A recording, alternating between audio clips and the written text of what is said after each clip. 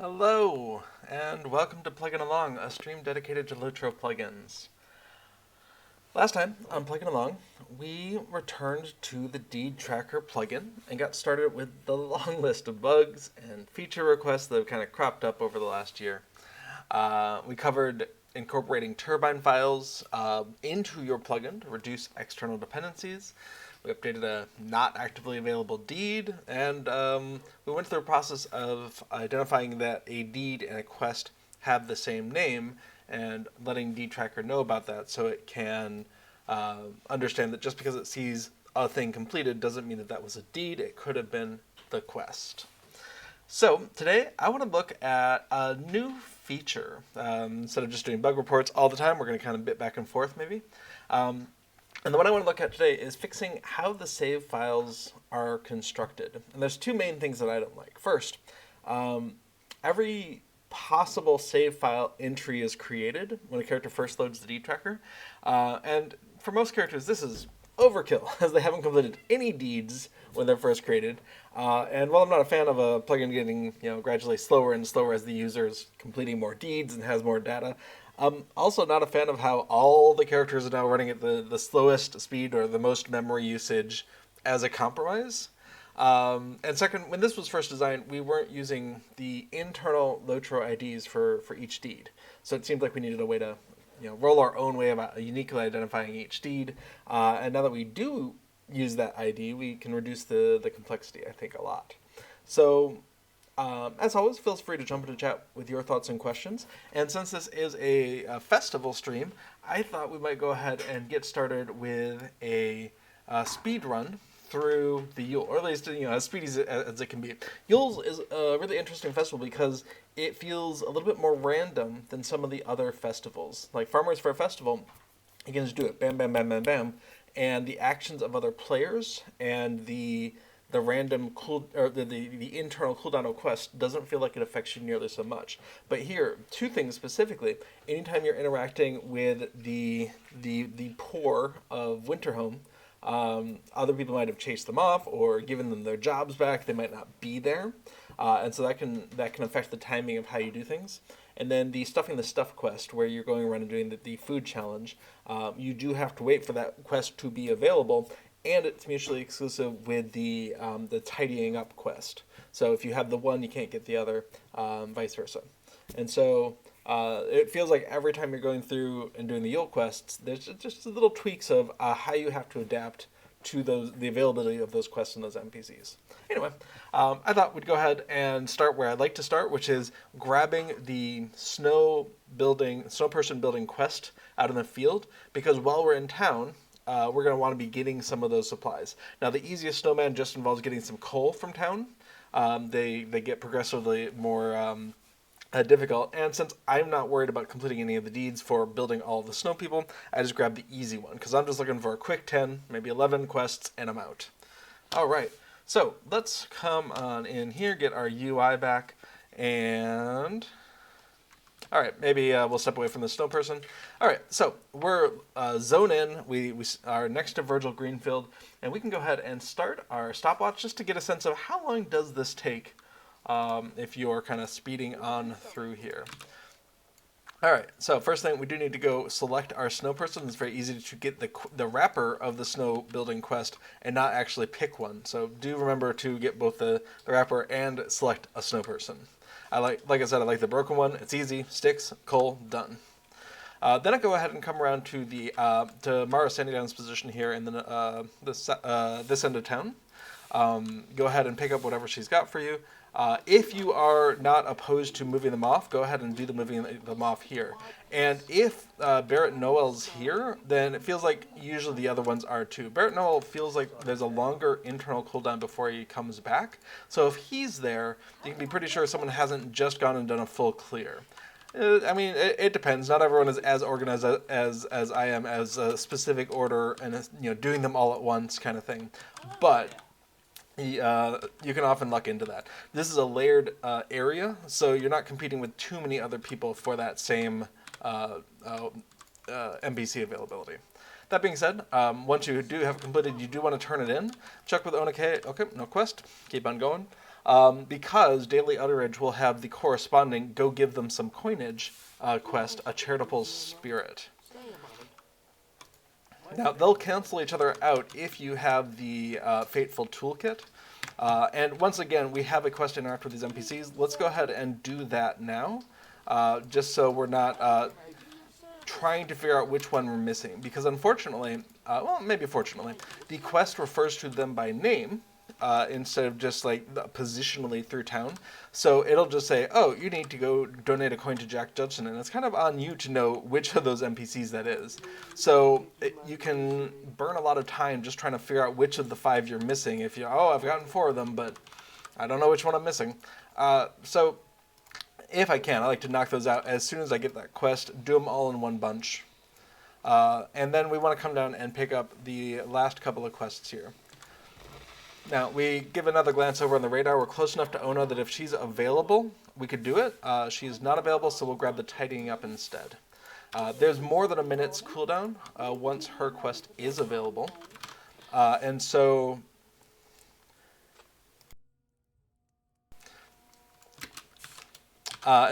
we'll have enough time to finish up the tidying up once her cooldown comes, if we're doing this pretty exclusively, just the tidying up.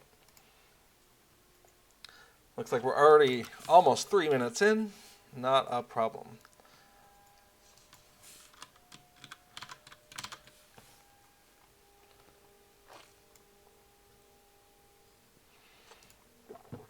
So I like to do a fair amount of the in-town stuff first, and then swing around and do the out-of-town stuff in one go. So my goal is start on the fields, come into town, do everything here, go out in the fields, do everything there, come back, turn in, and be done. And if I'm thinking about it, I'll go back out to the fields so I'm ready to start the next time.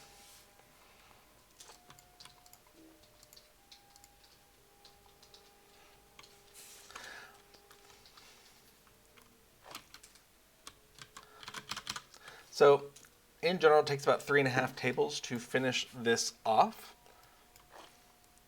And so what I like to do is I'll start down in that sort of bottom pit area. I'll come do the one over here by Ona, swing back around up here, and then we're actually going to divert a moment because we're all set up to go over to the oven area and do the 3 things there. We need to bake 3 loaves of bread in the oven, we need to grab a lump of coal for our snow person, and then we need to grab a keg for the keg emergency and get that over to the waiting dwarf, hobbit, someone. And once we're done with that keg emergency, we're going to be next to the 5th table, or set of tables, and we'll be able to finish this one off as well. I feel like it reduces a little bit of the running back and forth that you might do.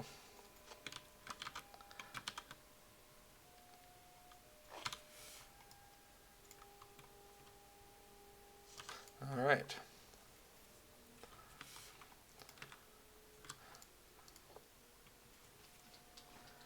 So if you like queuing things up, do an oven, do a coal.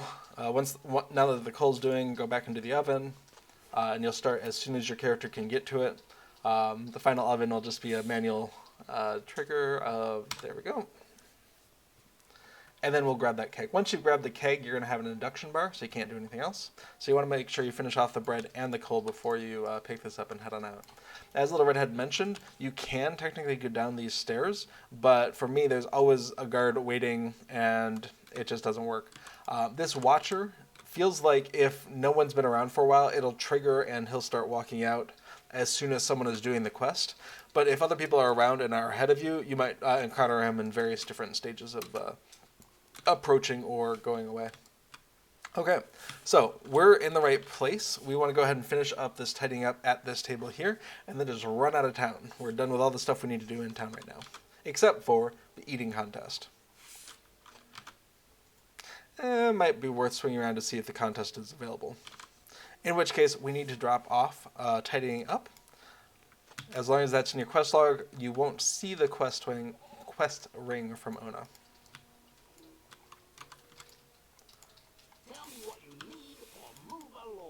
Fair enough. Alright, Nope, we just have the ring from Mara. So we're going to head on out of town. Now, you can just go out the normal way. You can just jump over this wall right here. Whatever. Depends on where you're starting from. From the tables, I just do the U-turn, just to run out of town. If I'm in that courtyard, easier just to go ahead and jump over the wall.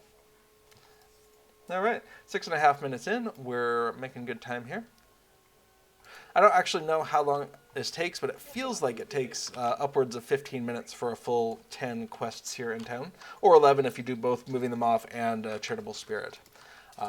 Now, if you don't like being mean to NPCs, and who can blame you, it's nice to have the fantasy of being nice to everyone in these role-playing games, then you can skip the Moving Them Off, and you'll still have 10 quests for your daily wrapper within Winterhome. You don't need it, as long as you're doing the stuffing the stuffed table contest, the eating contest. If you have trouble with the eating contest and don't mind running the NPCs off, you can swap them, still get your 10 in. The stuffing the stuffed, it takes a fair amount of time, but each table gives you a reward of Yule Festival tokens. And if you've got a Fateful Toolkit or equivalent, then you'll get a bonus token at each of the 5 tables. So it can be a nice way to spend a little time to get a little extra number of tokens. So this part is super easy if you're high level and are ranged. If your character is primarily melee, then I'm sorry. It's a little annoying to hunt down all these trees. But we're already at 7, that's 8, and here is 9, and we're done. From here, we're just going to go down, start getting the berries and the wintry spirits. First berry is over on this side, just to the right. And we're just going to pick off our 4 wintry spirits as we are running over to the other winterberry bush on this side. All right, done. Now, if you're the kind of person who likes cleaning up their quest log while you're running around, the time between these berry bushes is a fine time for that. Fill up this ice, unwilling firewood, great. And we've really just got those 3. Oh, and making mischief, yes. Haven't launched the fireworks back in town yet.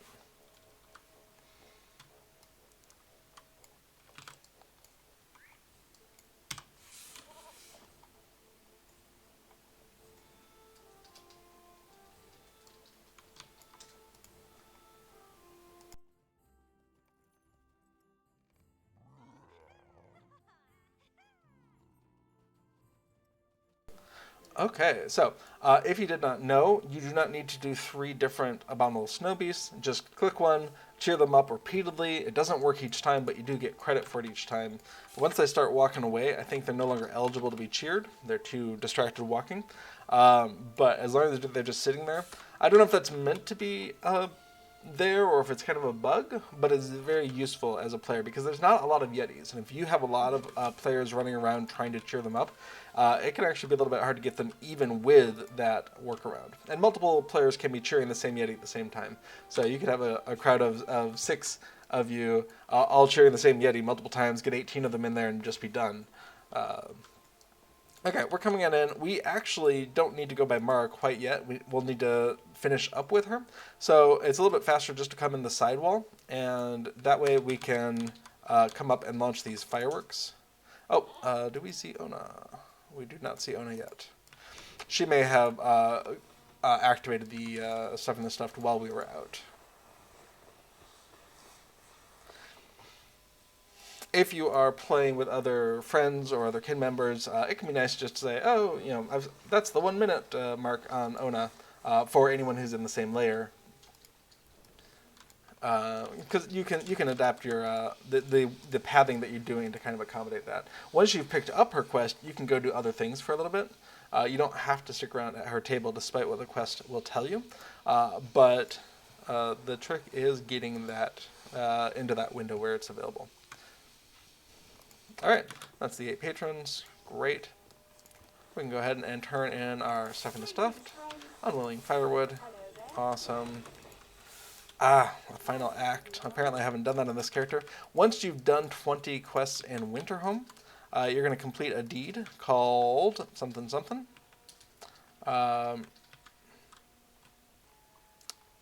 the more the merrier, and that will allow you to pick up that quest, a final act from any of the NPCs in town, and that will let you kind of complete the narrative story of Winterhome, either doing the spoiler or doing the spoiler.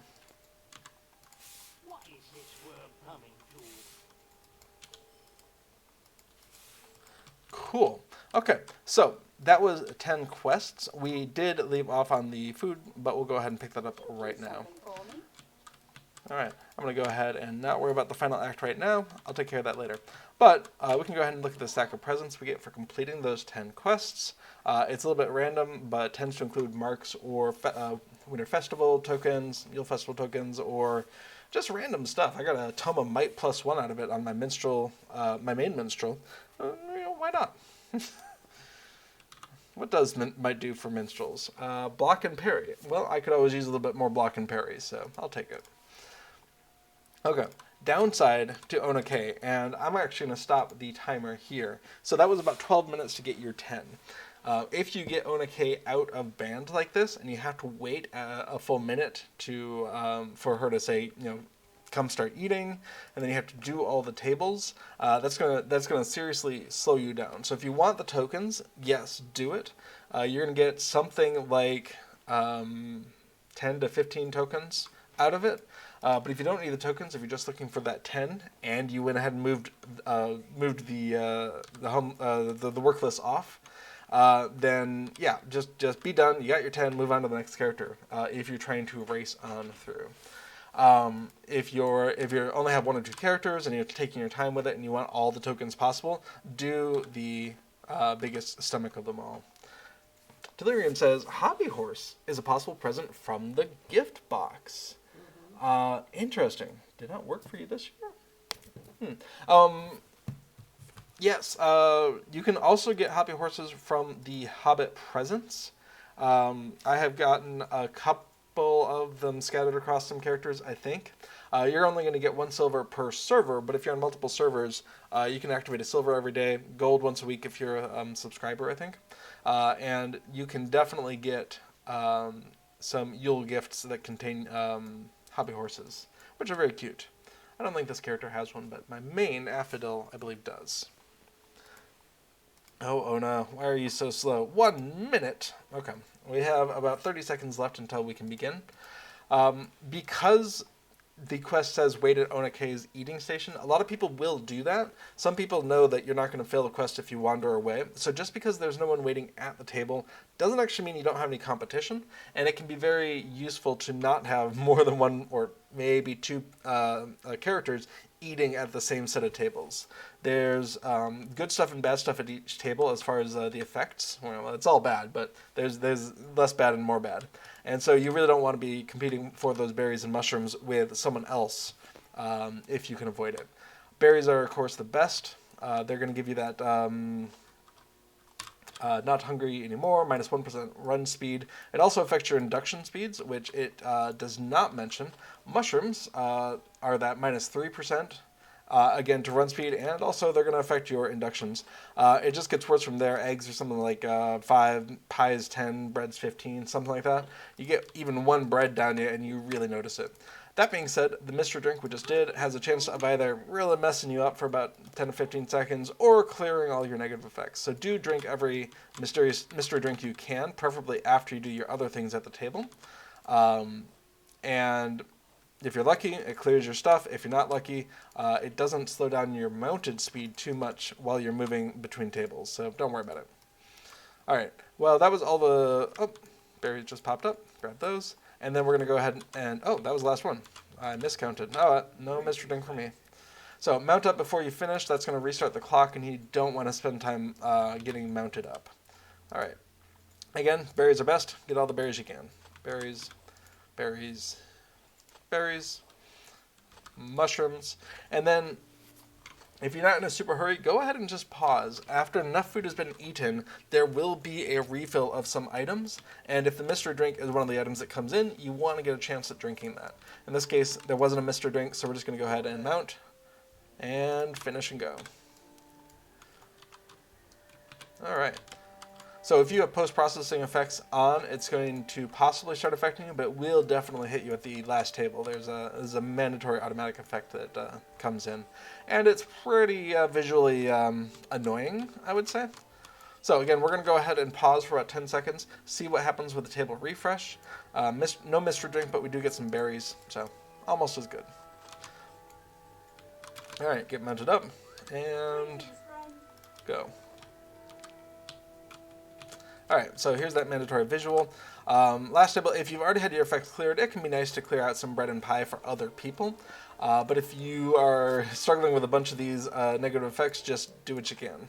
I've got not a lot of good stuff on the table. I'm going to grab this berries, and then I'll clear a bread for the next person. I think these tables will do a full reset occasionally, where they just wipe everything and kind of repopulate, just to keep them from just being only bread. I don't know how often that happens, but I feel like it must happen, or they're just counting on enough people not avoiding the bread. Not sure which.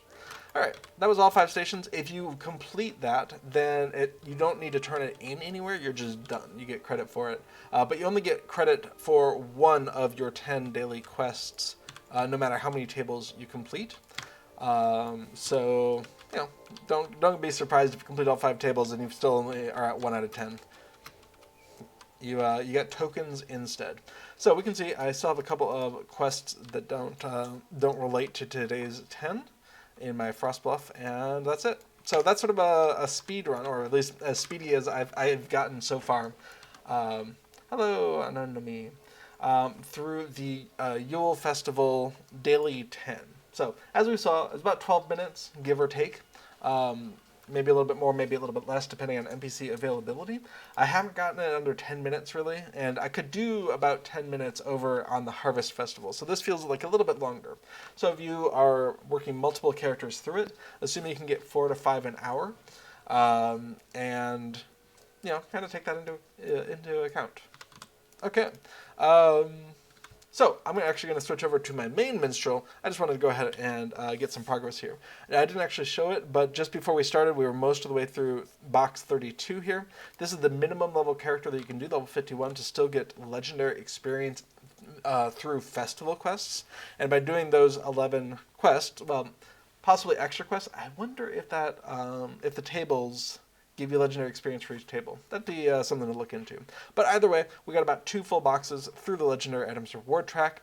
So you can imagine that will go decrease over time as it gets more and more experiences required to go through each box.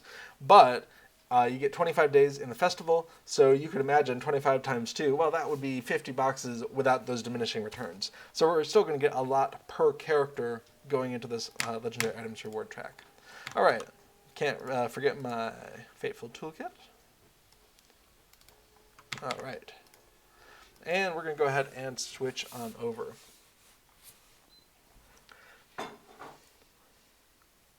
Oh, Tellurian says, how many tokens did you earn on this run? What a great question.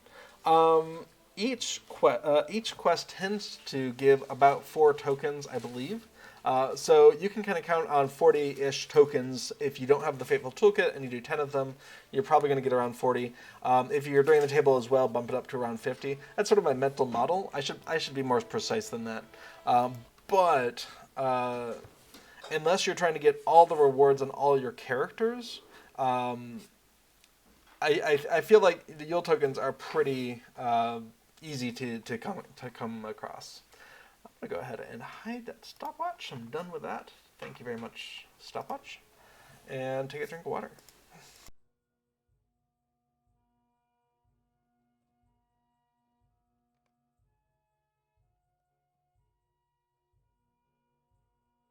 So, it's not a good answer, but I was down to below 50 tokens the other day because I had purchased all of the mounts that were available and all the war mount cosmetics and whatnot. So I was down to below 50, and I'm back up to 350.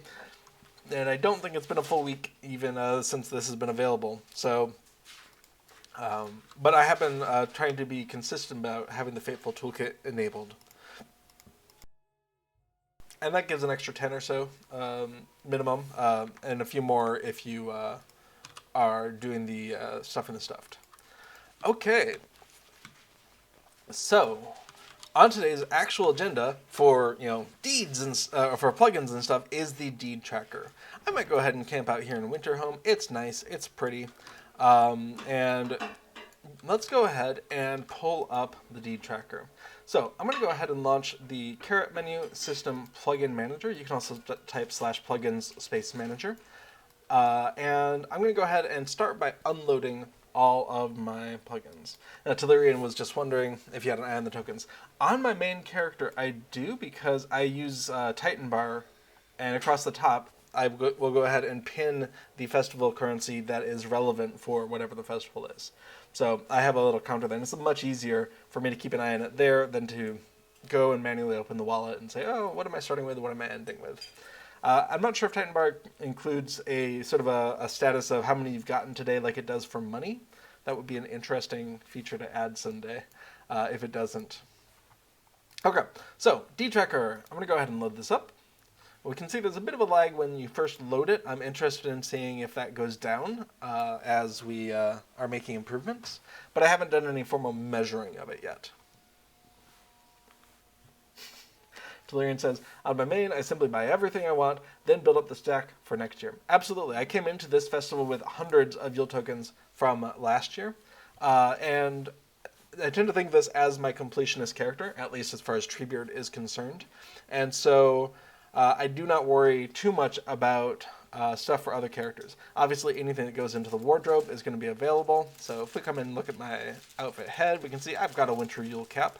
Although I don't have a lot of dye options, which feels like I should fix that. Anyhow, yeah, so I get everything for one character. I get a select item for a couple different characters, but then I've got those Yule tokens, and that's useful both for this festival, and of course there is a token converter where at a loss you can convert, I don't know, let's say 12 Yule tokens for 4 anniversary tokens or something. And so you're converting at a loss compared to the actual exchange rate, but that's how exchanges, monetary exchanges work anyway. Awesome. So, yeah, feel free to keep talking about festivals. I don't mind getting distracted, but I'll keep plowing through here. This is the deed tracker. If you're not familiar, it's meant to kind of complement the in-game deed log by showing you not only deeds that you've started, but deeds you haven't yet started, and even hidden deeds, and showing them in a hierarchical view instead of just, for instance, alphabetical first by category and then by name. Well, maybe it's by I'm not sure if the categories are alphabetical. I'd have to check that. But alphabetical by name. So 15, 50, 40, 30, 20, the natural progression of numbers.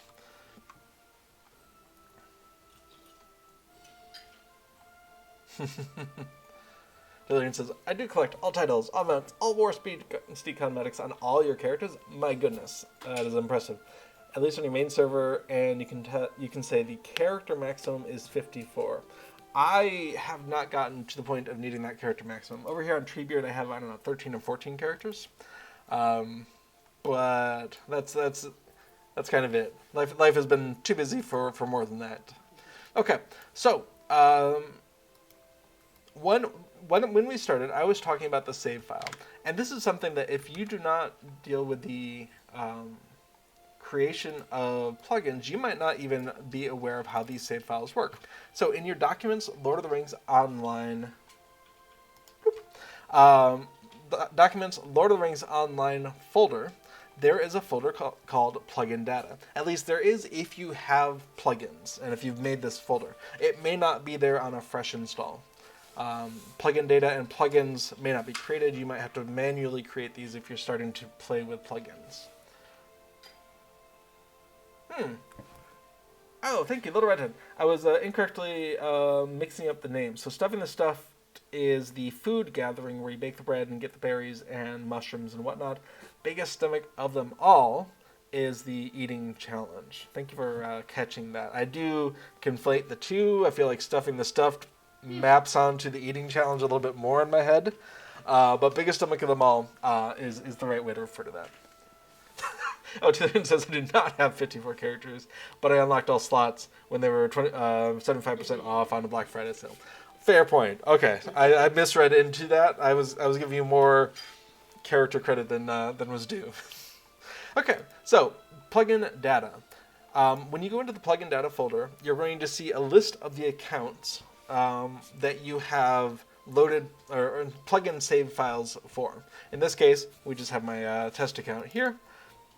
And then within this, you're going to see a list of each server and a special folder called All Servers. Plugins can save data that is available to itself on all servers. And so, for instance, we can see the travel window settings are here, songbook, reminders. Is dtracker here? I don't see any dtracker. But then there's server-specific stuff. And in here, you'll see a list of all the characters and a special folder called All Characters. And again, you can have a file that's available to any of your characters on a server. And dtracker stores a lot of stuff in here. And then within a specific characters folder, you'll just see things that are only available when you're logged on as that character. So it's just not available to any other, to a plugin when you're logged into any other character. Just when I'm logged into this account on Treebeard with Affidil. That's when these files are available. So, depending on your plugin's needs, you may only want a thing to be available for a character, or you may want it to be available across the server or across all servers. And making that choice can be fraught with future decisions that you were wrong, and I should have made it server-wide, or whatnot. Just be aware, if you make something account-wide, you can have duplicate characters on across servers. I could have Affidil on 3 or 4 or all of the servers. And so you do have to be more cautious about naming things. So you can't just have Affidil's information. You have to have Treebeard Affidil's information. Or, so Treebeard Affidils versus Evernight Affidils versus Crick Hollow Affidils. So you're gonna want to pay more attention to that. Whereas if you are just restricting your stuff to at least only Treebeard, well, there's only one character with that name on a server. People can do, I think, character renames, and you can also delete characters and whatnot, recreate them, so it might be useful to take that into account. But at the very least, if you're doing server storage or character storage, you don't have to worry about that sort of disambiguation. Tillerian says, if I recall correctly, the server is not available via Lua, is it? Not as such, but if you do a /loc command, the server is listed in that output. And so what a number of plugins will do, reminders comes to mind, is if they do not know what the server is, then they can pop up a little thing saying, hey, I don't recognize the server. Press this button and I'll get the server, or select from this list. And then once you do that, you click the button, you select from list whatever. Oh, you are on Treebeard server 17. Cool. Okay, now we know we're on Treebeard. You can, as a plugin, you can save that out as a server-specific plugin file. And then the next time you load up, you can say, well, it must be on Treebeard because that's what's in this server's plugin file. And so once you know what the server is, once the player has told you what the server is, you can, from then on, know what the server is. But good point, Tellurian, it's not by default a thing that that you can know just within the plugin specifics.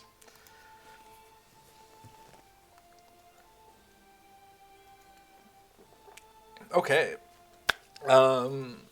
So, in this case, dtracker doesn't too much care about cross-server communication. In general, it's interested in cross-character. Oh, so it says, just wanted to stress that the player may mess up your data.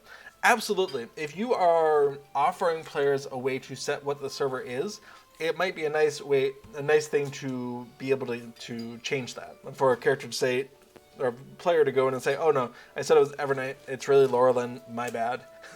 At the very worst, you could go into the file manually and fix it, but telling people to go edit a text file that's saved in their plugin data is kind of a measure of last resort. A lot of people don't feel comfortable with that level of detail. So deed tracker cares about cross-character stuff because it wants you to be able to see the deed completion status of other characters. And so we store everything at the server level where you, everything? Most things. Let's go take a look. So if we're on Treebeard and we go into Affidel, do I see any deed tracker stuff? I do see some deed tracker stuff. Just the character settings. Okay. But the actual deed completion information, that's being stored in the all characters bucket. Exogena says, my setting panels would be a lot more bare bones if I could tell users to just hard-code their values. I know, right? Just get it right the first time, user.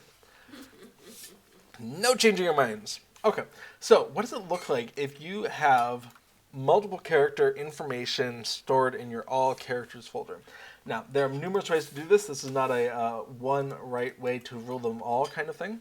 But let's go ahead and pop open, first of all, Deed Tracker has a central file where it says, here are the other, here are the characters to expect. So, Shkodvak, Venda, Runavactor, etc. These are a bunch of characters that I have over on Treebeard that have loaded up Deed Tracker at least once.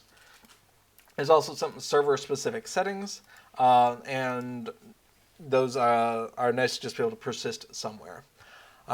So, Deed Tracker, when it is loading up, can make use of this to say, okay, I should be able to expect a file for Arda. What would that look like? Well, we know it's going to be deedtracker underscore care data underscore name dot plugin data.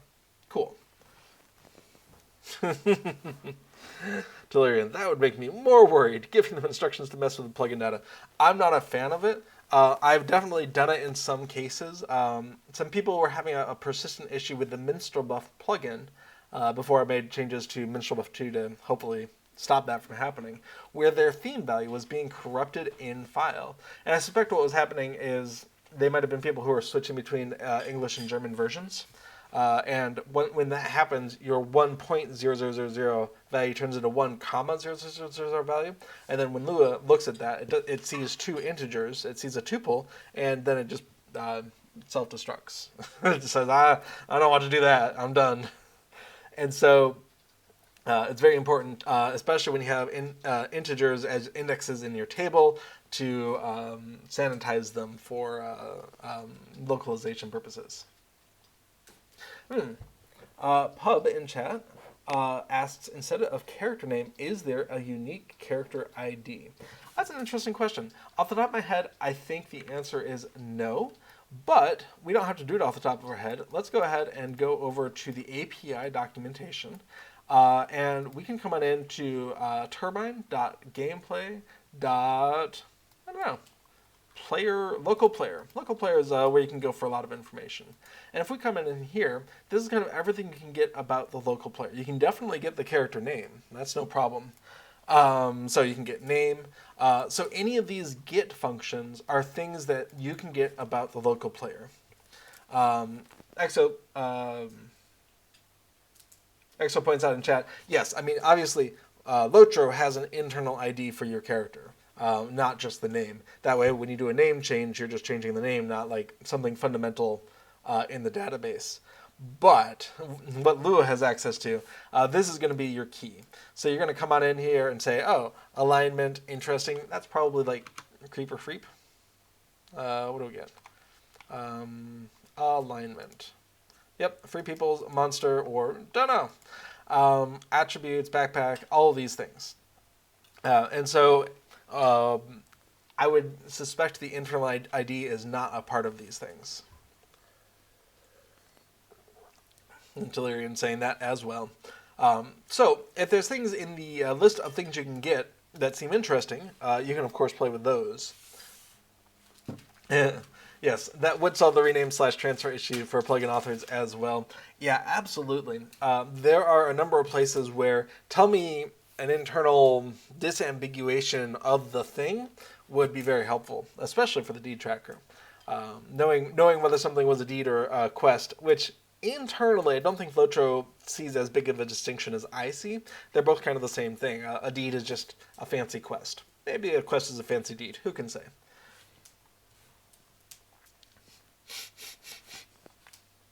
Oh, nice. Actually, I'm running behind in chat. Okay.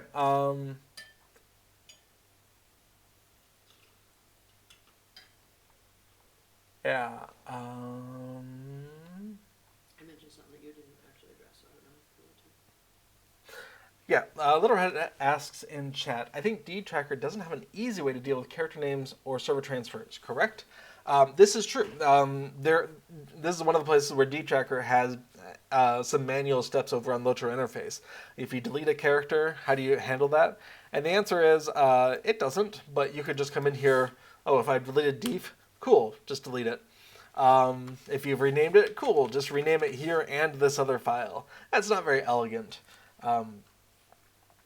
But it's on my to-do list definitely to have some options. Come in here, deed tracker options, and just say, my character's name has changed or something.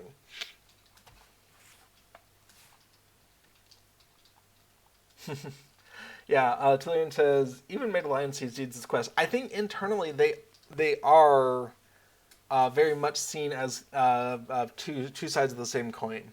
And so I think that's one reason, especially why you will see deed or quest completion both go to the quest chat channel, because internally LOTRO is not making a distinction between them. Exo says, there's an old joke on internal IDs. Some AoE effects pick targets based on the entity's ID. Oldest characters get the buffs. Newest get skipped if target cap is reached. Which is there's a really funny side effect to, you got to have some way to iterate through this list of entities. And entity ID is a unique way to do it.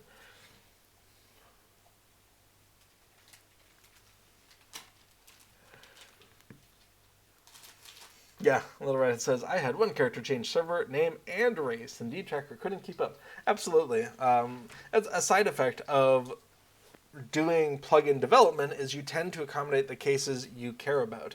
And so far, I've never deleted a character or renamed a character or transferred servers or changed race. And so I haven't had to deal with the ramifications of that. It's just other people who have to suffer. Yeah. Another side effect, for instance, if you look at carryalls, when you put carryalls into a container in your shared storage, they will always sort in the same relative order. So these four carryalls, if I put them into my shared storage, they will always be in the same order. And so, well, a lot of people, including me, would love an ability to rename a carryall or change the icon, change the color, whatever. It is at least a helpful workaround that as long as I put these four into this bucket called Schildwacht, that's the character who primarily uses the jeweler and cook stuff, then I know that this first one always has the same stuff in it. There's not a random order there. And it is almost certainly done by that internal ID, although I think in this case it's a decreasing. I think the newest stuff gets sorted first, which is weird, but it seems to play out. Like, if I get a new carryall and shove it in there, I'm pretty sure it's going to be the first one in that list. So, I mean, it's convenient to know if I pull that out and open it up, it's always going to be my gems. It's always. If I put them back, then they're back in this list of four. Pull it back out, it's still gems. So if you have more than one carryall, consider using that to kind of help you figure out what's in what.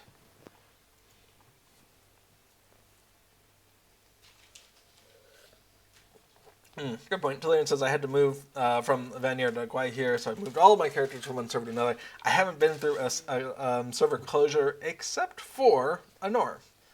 And so, yeah, it's one reason why it's on my to-do list, but it's more complicated, right? Because of all that stuff not being stored at the server level, it's just being, well, at the account level, it's being stored at the server level, and it's not an easy way to deal with it. But anyone who's comfortable manipulating text files, it is very possible to move stuff from one to another. Okay, awesome. So we have a master plugin data file that just says, here are the list of other files you should go look at. That'll be between, apparently, 1 and 54 entries. Good to know. And each of those plugin files then looks like this. And this is the one that I want to fix. Because we have a couple of things in here. The big horrific one is deeds. There's also a parallel one for quests, which I don't think is going to be a today thing, but should also probably be addressed. And then, interesting, what is unclear? Oh, yes. Yes. Okay. Oh, it's just, it's turtles all the way down. So, the main one, there's a fair amount of character-specific stuff in here that is just, what tab was last selected? What is your class? What is your race? Those are funny ones, actually. I feel like those getting saved off is almost a mistake because, why? Why not just look that up on load? So, okay, new plan, go document a few of these thoughts while we're talking about this. It's like a little code review. Okay, we're going to come on in here, and bugs. Is it a bug? Well, it's called a feature. It's working, it's just weird. So, save a file, changes. So race and class don't race. Well, oh, that's why they're in there. So never mind. It's fine. Everything's great. Ignore me. So I have to remember that these files aren't just being looked at by you when you're logged in. You can go look at someone else. So if I go look at, let's actually do Wenda. Wenda is a high elf. So a high elf of a different level and a different class than I am. And you cannot access the details of some other character. You're only accessing local character. So just because you have all those other characters in your account, LOTRO is not giving you the information about them. So if I want to properly display the class deeds for Wenda, I have to know that she's a captain, which means I have to have that in here. Ignore me. This does need to be here. Excellent. All right, some debug stuff, no worries there. The level and the vocation. So yeah, these are things that are important for seeing an accurate view of a character. And hopefully we are actually updating them instead of just loading.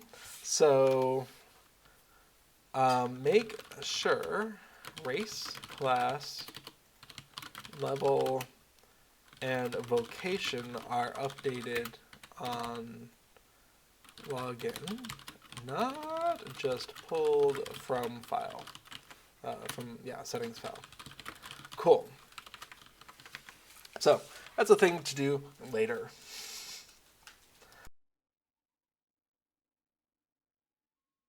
Okay, so in my to-do file, I have some notes about what I would like to do. The deeds are currently stored essentially in a parallel structure to how you see them in the game. Nope, that's the wrong key combination. Here we go. So let's go into Eriador, Breland.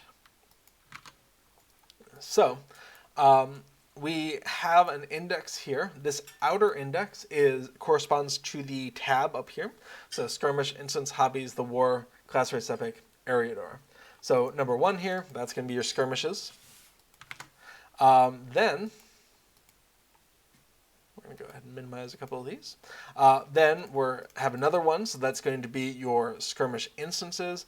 And then number 53, that's an internal save index that roughly corresponds to the order in which they were added into the data structure. And then we can see how did you complete it? Did we automatically detect it, or did they manually check it off? What was the date timestamp when that happened? And a redundant, is it done? Because of course, if either of these other two are filled in, then it's done. Otherwise, it's not. Let's go ahead and find a true completed. Cool. So when there's the date, method equals auto, complete equals true. So first of all, I'm seeing that the complete is completely redundant. And if instead method was nil, if method was nil or auto manual, we could just check to see, hey, if method, then we don't actually need complete. And the reason I care about this is we can see 3,654 of those in this file. And if we go ahead and select, there's about 24 of characters here. So 24, really 25 if you've got that false in there. And then how many? 3,653. So in character terms, that's another 91,000 characters in this file. 91K roughly. Let's divide that out. Sorry, 89K of completely redundant stuff that has to be loaded every time one of these files is loaded across however many characters we have. And that's got to take up space in memory. Now, true and false values don't take up very much space. Let's be generous, 1 byte. So, you know, we're using 3K of memory to represent redundant information. And that makes me sad inside. It hurts right here. At first, though, this was the only thing. Is it completed or not? Because that was necessary because of the other problem in this file, which is all entries are created and saved out. So every character is going to have a 24,000 line file with 1/3 of a megabyte of data in it just when it starts, because everything is here, even though a new character, they're all going to be uncompleted. So if the data is always here, then you need an extra flag on top of that to tell you whether or not the thing is done. So we're gonna clean up a couple of things here. Let me go ahead and pull up my notes, which is note. We don't need complete. It's completed if the entry for deed ID X, number X, is present. Cool. So make sure that that goes away. And make sure that we only have an entry when one of these is complete. Otherwise, so a reason this was like this is if you have this nested hierarchy of storage, then in order to check if something is there, you can either write cautious code that says if index 1 is here, and if index 11 is here, and if index 1153 is here, then. Or you can just pre-create everything so it's always there, and then you can just say deeds 1153 complete. And so this plugin inherits some design decisions from a much simpler plugin, the Hitbolt plugin, which was doing that, and I just never went in and modified it. And now's the time. What was I just thinking, though? Oh, yes.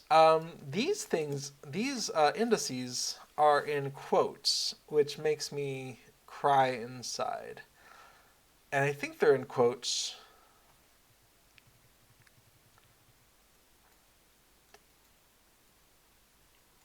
I don't know if that's for a localization reason or for a less good reason. But they're all in quotes, which makes me sad because instead of being stored in 4 bytes and very, very nice for a hash table, we're instead technically only storing with, possibly also 4 bytes. But string comparisons just are slower than integer comparisons, and we're gonna fix that. It's gonna be great. Probably. We're gonna have to do some localization testing to be sure. Tellurian does say saving as integer would mess up localization. That's a point, but I feel like I've seen something like #1 in some files, and I'm very curious if that is a bug or if that actually works. So anyhow, we're going to be replacing this system, or at least that's the goal, if I stop talking about it and start doing it. So that's sort of the overview. Is we have this triply nested thing that reflects the structure of the deed log, the tab, the page, and the actual deed. And then within that, we have some good information, some redundant information.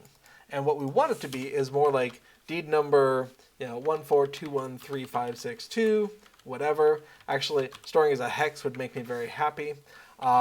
Equals, and then we just have method. In fact, we can just copy this. But copy from one where it's actually completed. So what I want it to be is more like that. And if it's present, it was completed. If it's not present, it was not completed. And therefore, a save file for a new or low-level character is going to be almost empty.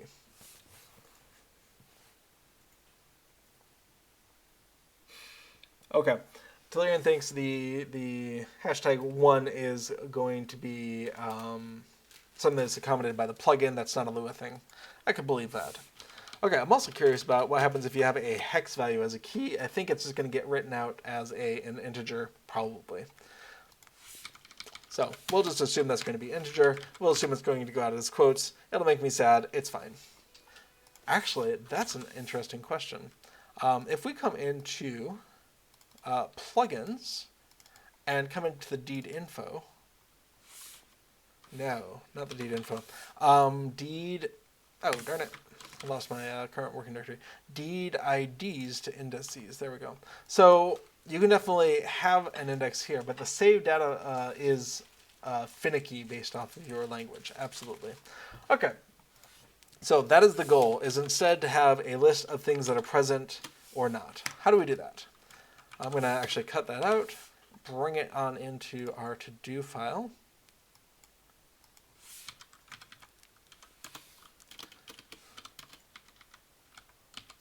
Yeah, something like that. 1, 2, 3, 4, 5, 6, 7. And get rid of that.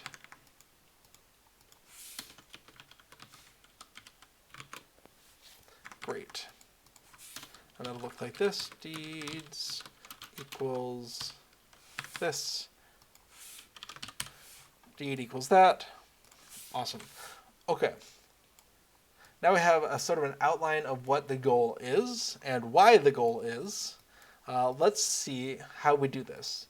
So, a lot of plugins, and DTracker is no exception, have a centralized place for the loading and unloading of files. Oh, I was going to check one more thing while we're in here, which is to say, do we have a sense of what version of a save file we have? Care data version. We do. Sweet. Okay. It doesn't look like it's in each of these individual ones, which is probably fine.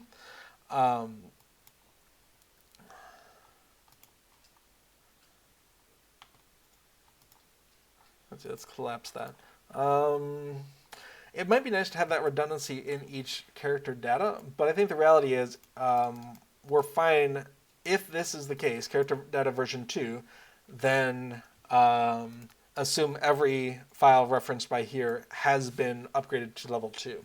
So I think it's okay that it's not in each character data, but it makes me wonder if that's a mistake. That's a problem for future me. Okay.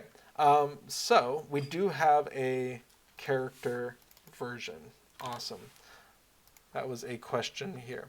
If there's a character stamp, all right. Increase the version. So that's going to be from that to, let's just say 3.0. Fire in chat says, hey everyone, hello. Welcome to Cube stares at code for loading and unloading plugin data files for an hour or two. Okay, so we're going to go ahead and look at the code responsible for loading and unloading. A lot of times that's going to be in a main.lua. It probably is here. If we go and search for load, that's not the load we want. Load data. We have load data. We have load character data. Let's get a sense of where this is coming from.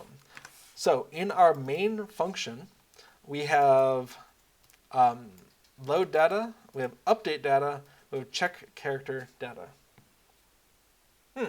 Tellurian says, just for my curiosity, do you load every character data on load?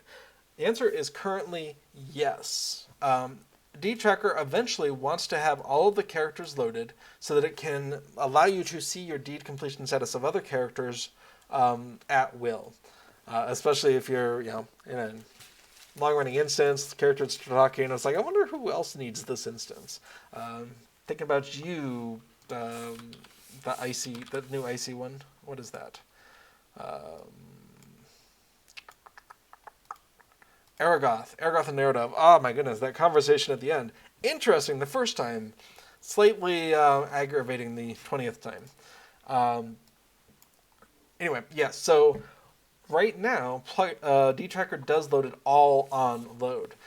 But most of the time, I think a player is not going to be looking to look at other characters that quickly. And so all thing that I'm interested in is doing some delay loading.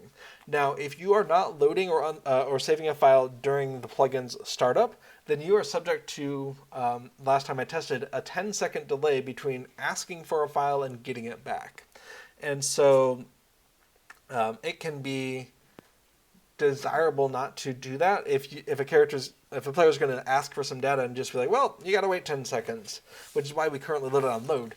But if we did all of our normal load stuff and then released control back to the game and said, on the next time we get an update, we're going to start loading these files one at a time, or load all of them, but just later. I think that would be a desirable thing, and that's one of the things I'm interested in doing. Valerian says, since I wrote my own statistics for everything, I can feel your pain. Yeah. So the goal is to eventually, this list will be here, but offload the loading of those character data until a few seconds after you log in, whatever. And then, if you go to one of these before then, just have a little hourglass that says the data is still loading or whatever. But, 90%, 100% of the time, it's not going to be an issue. Okay, so specific stuff, data, load, update, and check. Cool, so things to care about. All right, functions to probably change. That's going to be load data, update data, and check care data at a minimum, but notice we don't have a save data. We don't have that because we don't call that when we're starting up. We call that periodically as we are running and also during shutdown. So what's up with save data? Where does that happen? We can see, cool. It's going to happen during plugin unload. Awesome. But these individual functions will sometimes get called in other places. Okay, so we also care about this.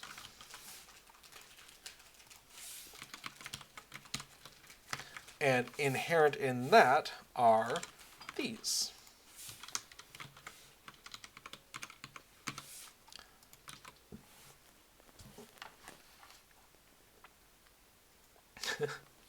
Dillian says, at first I loaded all the data and that bloated a bit, and then I split out to character data and even later to separate deeds, quest titles, consumables, reputation.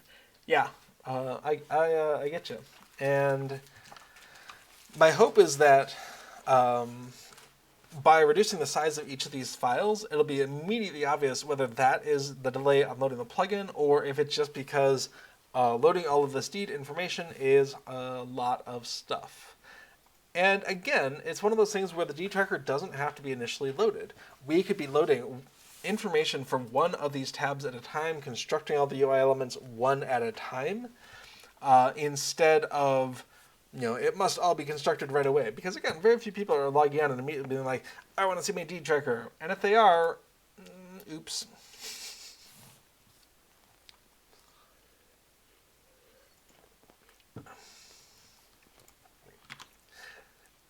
I guess that we could even have some sort of setting somewhere. You could have a server-wide setting that says, don't delay load dtracker. So if someone is bouncing back and forth between a bunch of characters, but why would you do that when you can just see the deeds? I don't know. People are weird, man. Therian does not load any data for other characters except reputation. You can load one character at a time, or you can load one file at a time, which can take up to 15 seconds to get a response. Yeah, that was my experimentation. Now, I think this is an implementation detail, but if you ask to load or save a file, LOTRO is going to do it at its own leisure, and it feels like there's sort of a built-in minimum time. Because if you're just sitting there, nothing's happening, and you do a load or unload during the lifetime of your plugin, I was still seeing that 10 seconds, right? It was pretty reliably, 10 seconds load, 10 seconds load. And that might be very specific to my machine. Other ones could be 15 or 20 or 5 or whatever. But just be guaranteed you're not going to be getting it in a timely manner. Okay. So let's go look at the first function, load data. Let's see what's going on there. Okay. And specifically, we're really curious about these character-specific plugin files. Everything else is currently fine. So we do a load of D tracker settings. That is at the character scope. That's not a problem. In fact, we could find all the uses of Turbine Datascope server, and that would probably be a shortcut to the things we care about. So anything that references turbine.datascope.server. So that is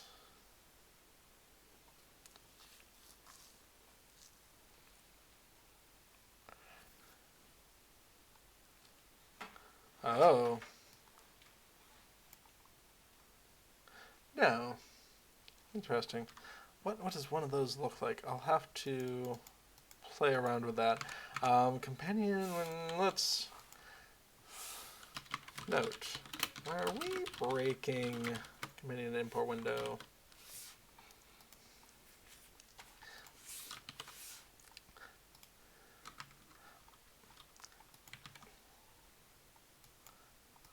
Documents, Lord of the Rings Online, plugins, key plugins, D tracker. Let's actually run that for a minute, and we're going to import tree builder, Treebeard Affodil. Okay, done.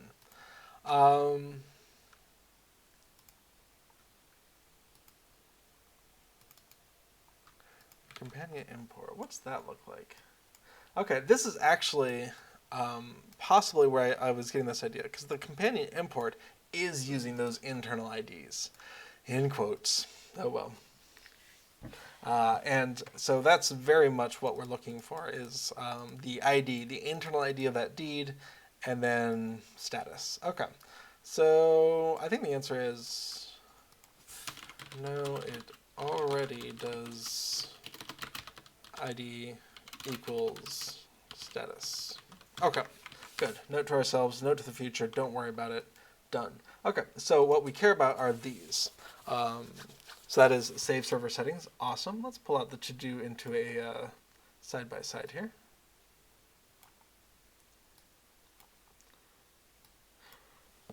Let's see. Tillerian says, my statistics will assume the player has no objections to load data when they're flagged AFK. Interesting. I like it. But most of the loading I'm trying to do is when someone's logging in and they're not AFK at that point. Okay. But I didn't realize, I guess I should have, that the AFK status of a player might be available. AFK. How do you get that? Attributes.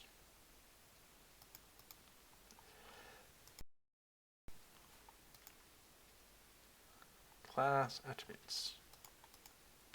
Nope. Oh, of course, you just scrape it from chat. Good point. Ignore me.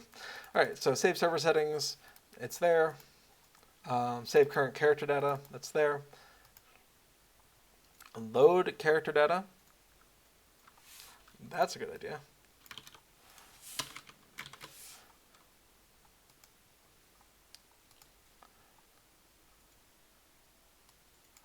This is in load data. Awesome. Also load data. And also load data. Okay, awesome. So server settings, it looks like does not have it. Not surprising. Okay.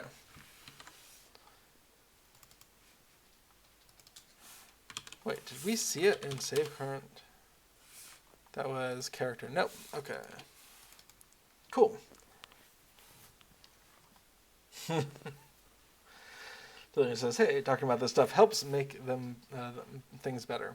Yeah, while I'm talking aloud, I definitely, the act of explaining to anyone, even a remote audience, can help us clarify our thinking on a subject. There's a standard trope for software engineers, the rubber ducky, the stuffed teddy bear, whatever. Just explain your problem or explain your design to something, even if it's just an inanimate object, can really help with like, oh, but that doesn't make sense. What am I talking about? What's going on here? Oh, that's the problem. All of these things. There's something about that explanation part of communicate this information that really helps some people engage with the material. So then it says, funny stuff you encountered was the load routine does not behave the same if invoked at startup versus runtime. The big difference that I know about for Turbine plugin data load and save is that this event handler is not necessary during startup or shutdown and is required during runtime. And this is what the game is going to call once it has done doing the thing you asked for, loading or saving. And it'll call that event handler saying, hey, it's available now. And that's the thing that I encountered, a 10-second delay between asking for the load or save and getting the call back. I'm curious if you've noticed other things, Tolarian.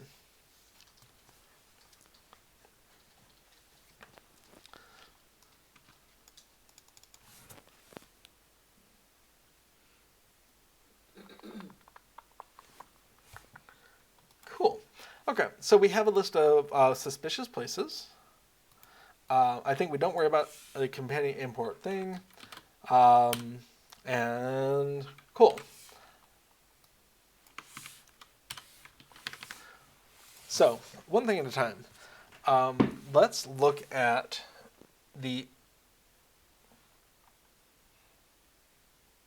load data function.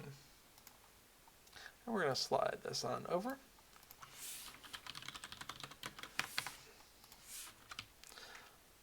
Okay, so when we load the card data file, this is the one that has the list of other things, and that's innocuous for us. We make sure it's good. This is where we update the all-in-one. And this is where we would want to do the update from version 2 to version 3.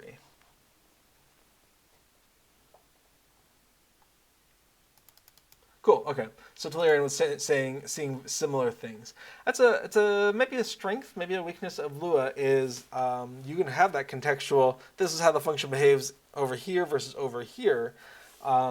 Whereas in a more structured language like C#, I'd be very used to just there's an async function, you call it, you might get a result back immediately, you might not, you await it, but you wouldn't sometimes have an asynchronous callback and sometimes not on the same function call, but it solves the problem, I suppose. Okay, so if this is a version 1, update to version 2. Okay, we don't care about that. Else, if, and here's where we need to look at the card out of this. So else if card data version equals, I mean a double equals there, then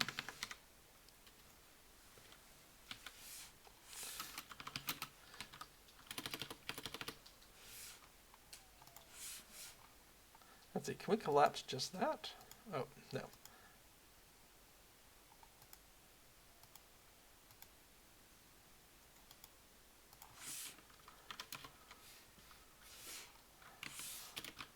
Comment on else if. Does that get collapsed? It does. Okay.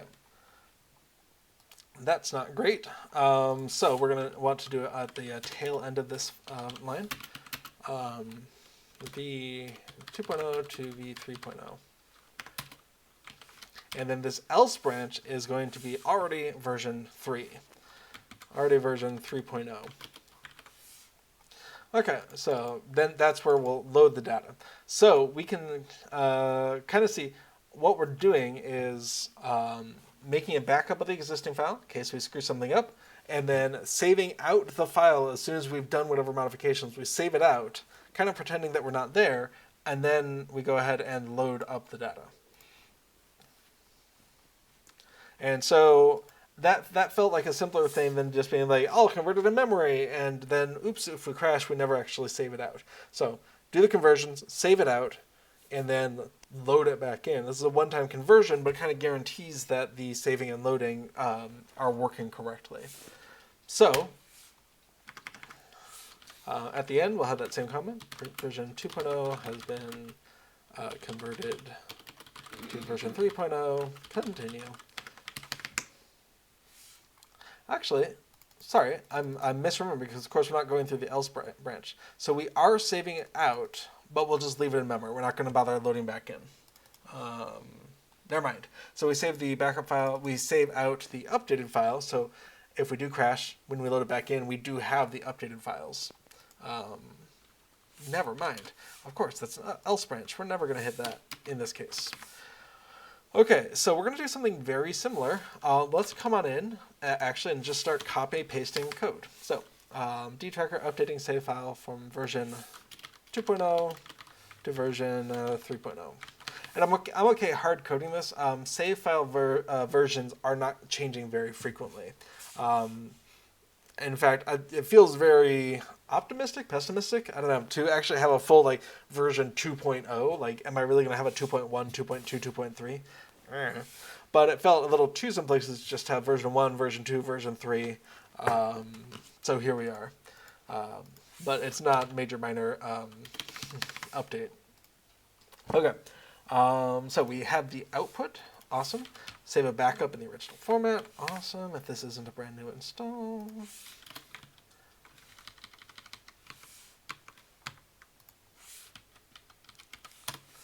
Save a backup in the 2.0 format. So, backing up, save file to version 2 backup.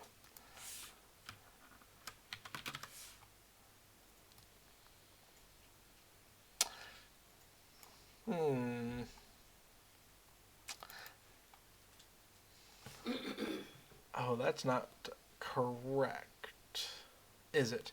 It is not correct, because the version 1 file was an all-in-one file. All characters were in one file. It was unwieldy at best, and it made for a one whopping big file.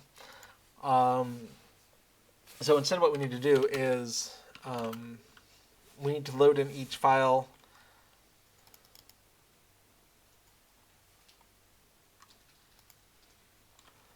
So where is the load? Okay, yes. We need to load in each file like this and then save it out. Or do the changes and save it out. So load each character file, each version 2.0 character file. Update, save backup of 2.0 file. Convert in memory to 3.0 structure, save 3.0 version. So that's the basic steps we need to do. And we can go ahead and look at how we handle it if it is a version 2.0. Load it for everything. Version 2 iterate through each character and characters, load their file. Version 1, version 2.0, version 3.0. Yes, this is true. The only thing, we're not changing the character specific breakout, just how it is stored. Okay, so here is where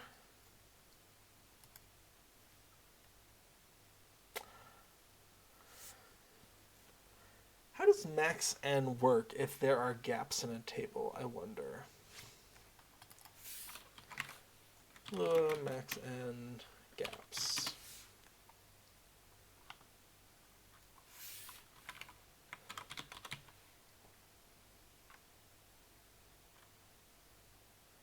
Okay, so it's an order n, just checking for the largest thing. Okay, can do. Neat. So in order to accommodate people just deleting their characters out of that list, we go ahead and just say, hey, if the ith entry is nil, just delete it from the table. That is fine. Okay. Hopefully. I must have tested that at some point. And then otherwise, that. So, let's do something similar. For I equals 1 to table dot max n of character car data characters do. I actually want to do kind of the same thing.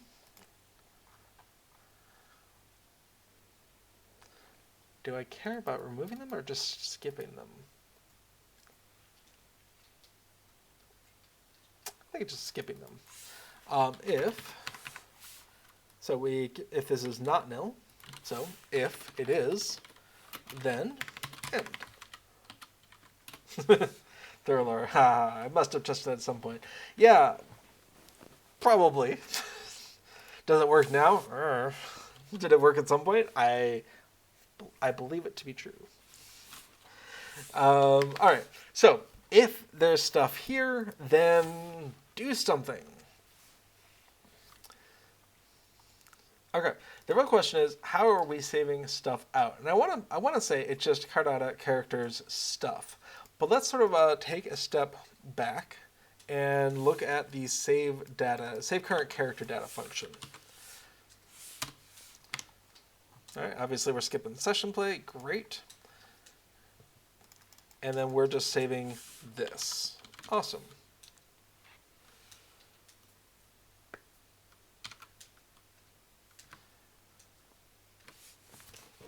We don't have to worry about all this save stuff that's hasn't been persisted or whatever. I'm not a big fan of how that works, but regardless, we're just loading up right here. So load car data.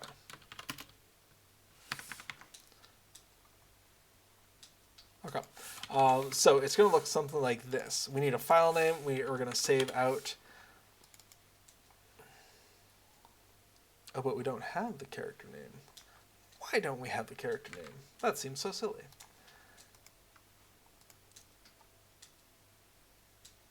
It's so funny. The name of the character isn't encoded in the data because it's assumed you know what it is.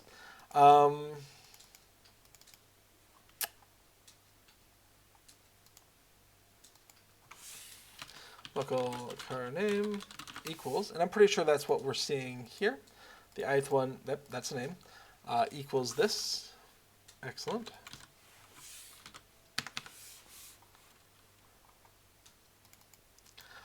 And then we can, do we want that get car data file name? What's that going to look like?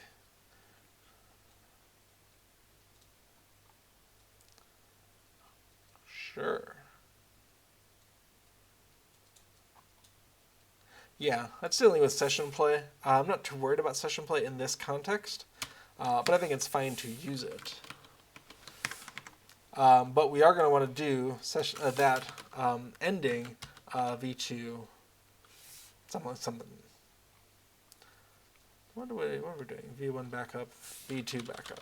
Okay, so we have that. Then we're going to do a save at the server level of the file name with just that data. Okay, this is actually testable as it is. Except that, oh, we haven't actually called load car data. We should do that.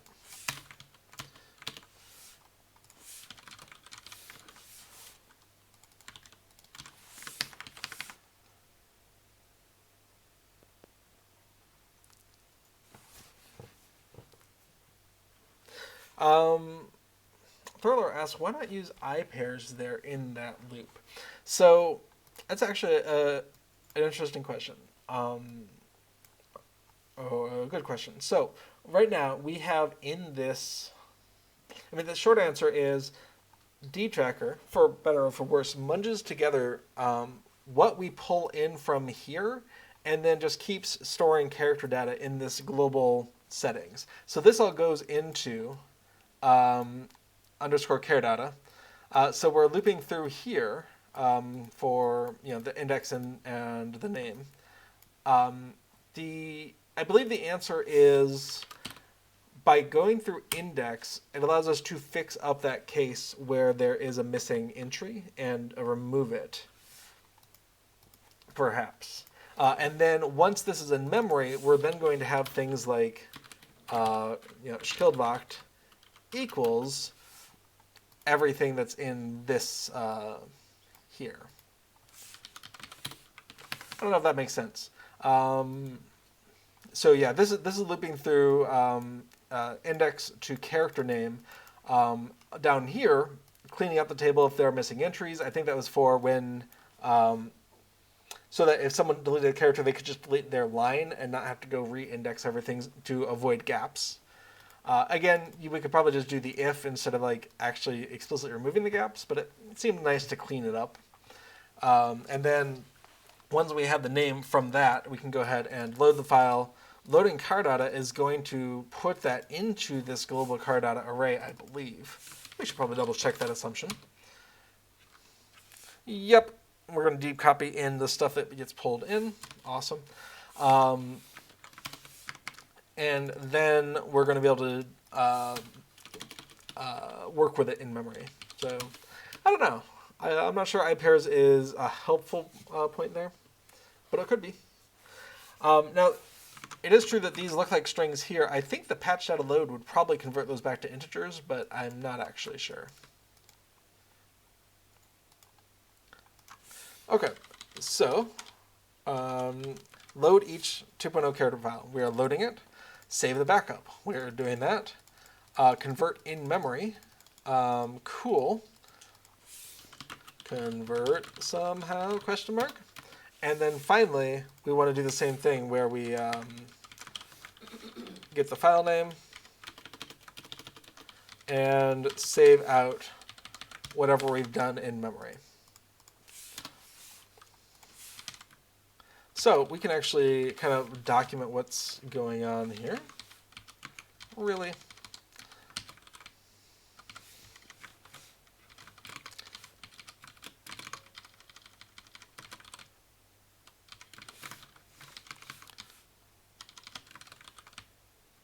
Cool.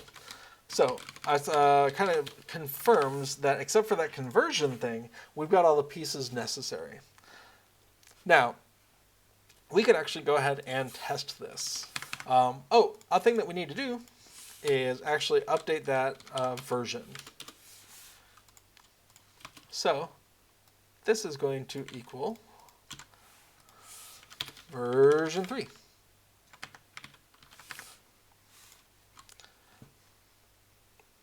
There we go. Mark the version. Okay, so let's actually do a test of this and see how it goes. I feel like we could use a simplified version, however, and let's go ahead and just clean things up a little bit. So we're going to go ahead and first of all, we're going to delete everything. Fortunately, I make a backup of my stuff before I start streaming, but we're going to go ahead and delete these things. If it's not tracker, it's not a part of this experiment. We're also going to come in here and say the only one we actually care about right now is Affidil. Cool. And we're going to go ahead and get rid of everything else. It'll be a lot more easy for us to figure out what's going on here. And we're going to need a place to kind of restore this from. So documents, Plugin Along.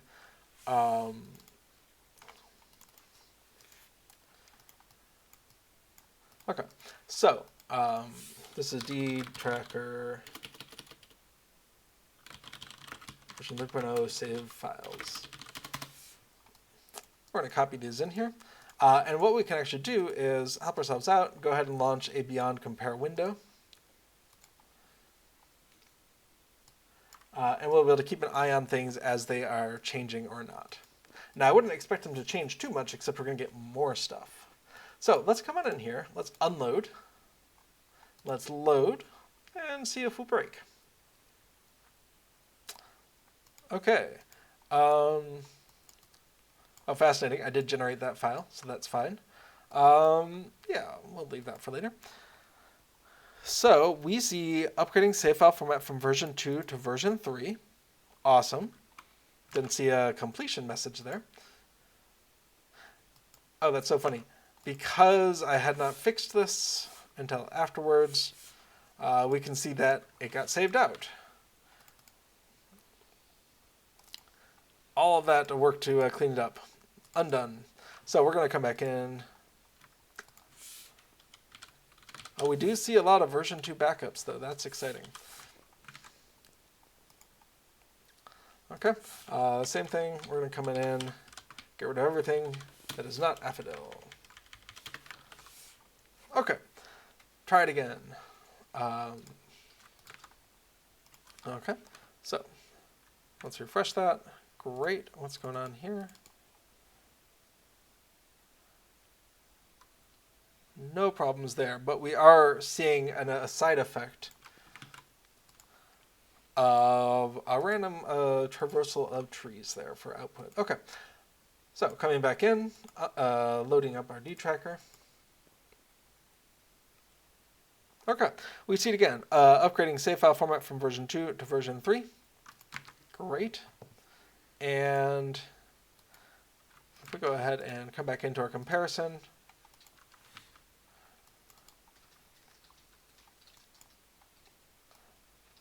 the actual file is... What? Oh yeah, of course. It's going to look completely different because why not? But we see a lot of the same stuff coming out.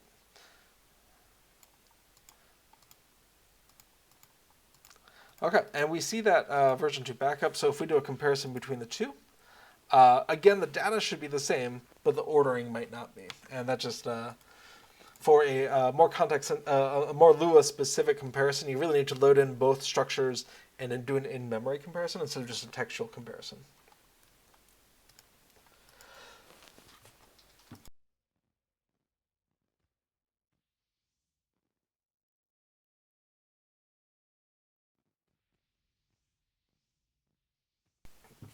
Okay, so the real question is, how are we going to fix this stuff in memory?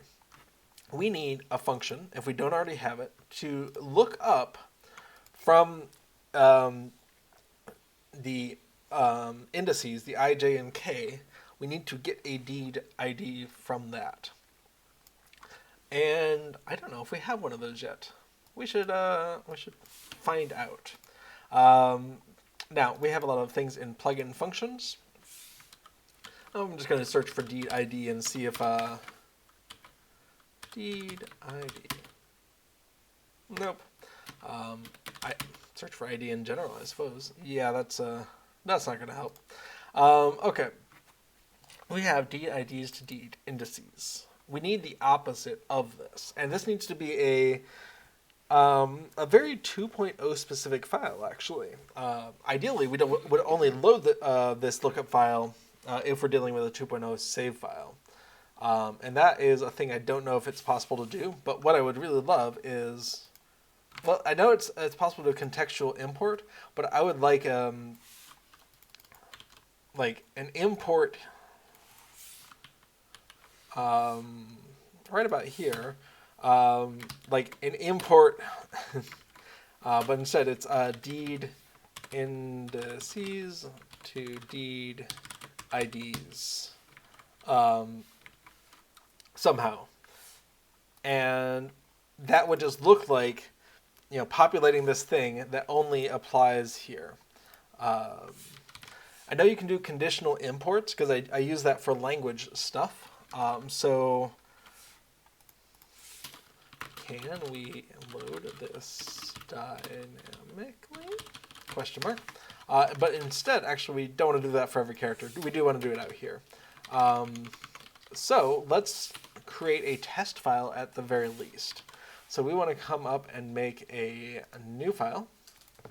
And this is going to be deed indices to deed IDs. And actually, we need this to be version 2 specific. because this needs to, if those indices ever change from a UI display perspective, we can't go back and change this. It has to be just for converting 2 to 3. But what we can do in here is set up a indices lookup equals, and then we'll just populate some fake data. So 1 equals hello, 2 equals goodbye. And if we can do a inline import statement here, then we can do a debug. This thing. This should be nil beforehand. If we go ahead and dump that out. And after we've loaded it, it should be not nil.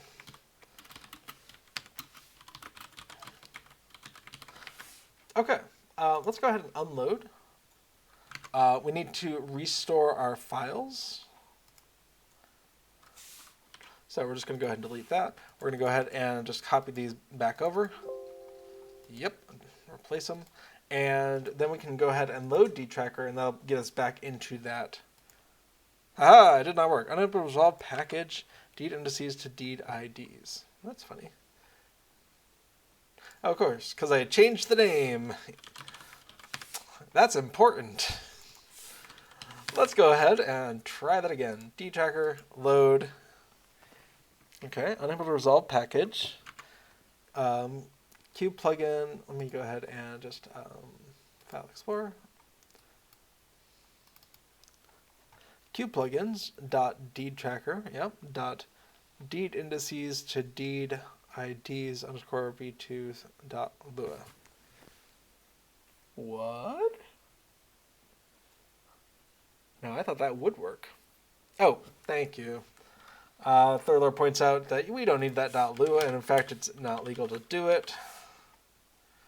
Probably.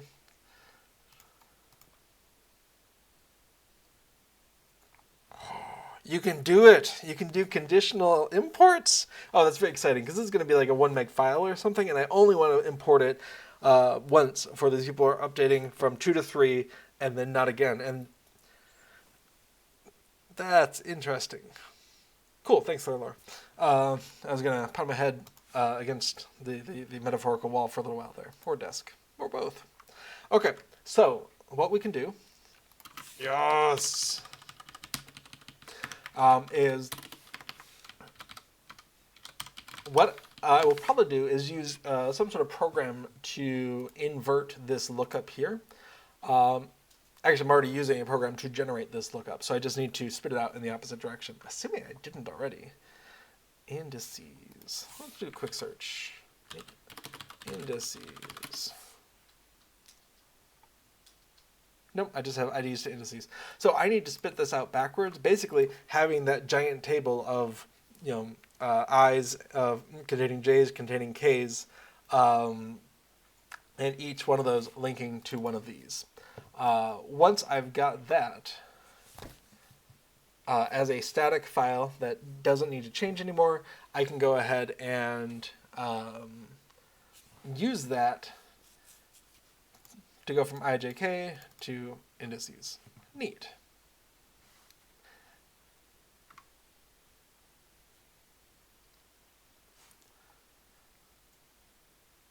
But a thing I need to remember is that note. This file needs to go deed tab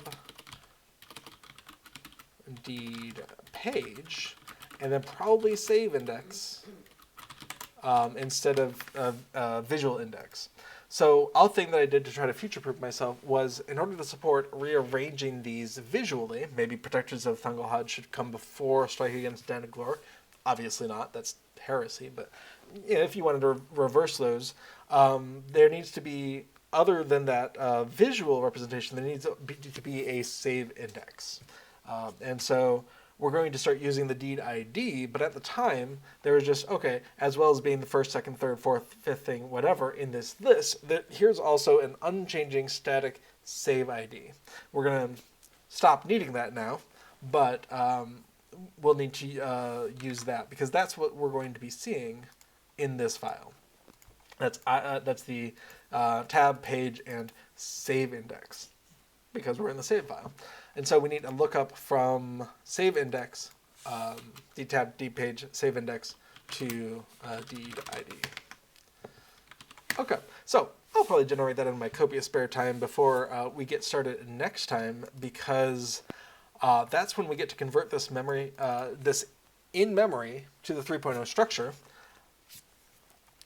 And I kind of don't want this to be running on all my characters.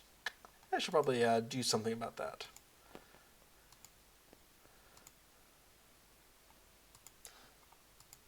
I'll think about that. Anyway, yeah, so get that generated programmatically. I'm not going to handwrite that so that we can go ahead and do this conversion. Once this conversion is done, we won't need that IJK structure for save data anymore. It'll be very nice.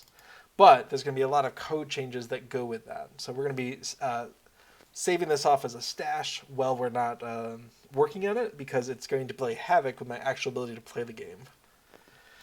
Okay, well, we're at an hour and 3/4 here. So this feels like it could be the start of a breaking point. And I think what I would say is if you have any last minute questions, comments, concerns, etc. about this plugin, about plugins in general, about Lord of the Rings in general, let's go ahead and start getting those into chat. And I'm going to work on wrapping up in the near future. So let's go ahead and say use the new indices lookup to convert each old 2.0 save structure to a new 3.0 entry. Now, a thing is that in memory, we are seeing this car data, affidil, and then blah. And what we would like, well, affidil, deeds, blah. And what we would like is that all of these old entries are going to get deleted in favor of the new ones. So we could be adding the entries now, and as we are done with each I, we could set that I to nil. And I think that will persist, that will be fine. So as we finish with each Cardata deeds I set it to nil.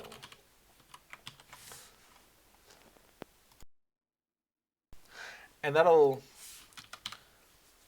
should cause it to drop out when we write this out to file. It should cause that to essentially disappear, not get persisted on out. And that should mean that all we have are the new entries. Awesome. Okay, so what we want to do is we want to capture the when and the method. Capture when and method. Don't worry about complete. So for each ij save index, I tend to mentally think ijk is the visual order, so I try to call out when it's not the visual order, so ij save index. So for each ij save index, okay, that where complete equals true, capture the when and method, don't worry about the complete. Yeah, so we can look at it for now. It should be true. It should be trivially true if when and method have content, but in a lot of cases those are going to be... Yeah, this one is filled out a lot more. than the other one I was looking at. Fun. Oh, yes, of course. We're looking at tab 3 there. 3? That's weird. Anyway, yes, I've done more progress on this character. Yeah, so we're going to go ahead and capture the when and the method. And I feel like method, we're wasting a lot of text here. We know that method is going to be nothing, or it's going to be, well, heck, let's see. Let's just select every line that, oops. If we select every line that has a method, go ahead and copy that to a new one, and we're just going to go ahead and any place where it ends with a comma, get rid of that. We can go ahead and sort these. We can go ahead and do a, right. Let's go ahead and untab them. Let's go ahead and permute them. Oh, that's weird. What have I done? I need to see more of this.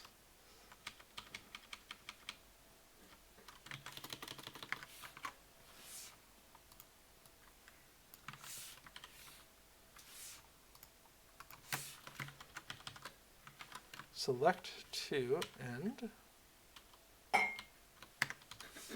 What am I doing wrong? Yes.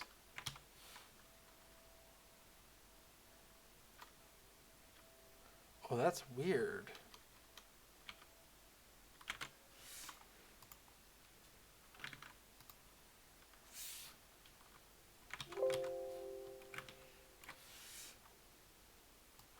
Here, I thought I was being simple and clever. I don't understand why I was getting a huge block of stuff selected. Maybe it was collapsed? Maybe. Let's assume it was that. Phew, okay. I think a block was collapsed, so it just selected the entire collapsed block, which still. All right, so sort those lines, permute those lines into just the unique ones, and we can see, okay, cool. We have auto, import, and manual. This feels like a classic place for an enumeration, where we can just save out a number, 0, 1, 2, 3, whatever. We do not need that to be text, and yeah. So what we want to do is make a note to ourselves. Note. A method uses the following. Convert to an enum style.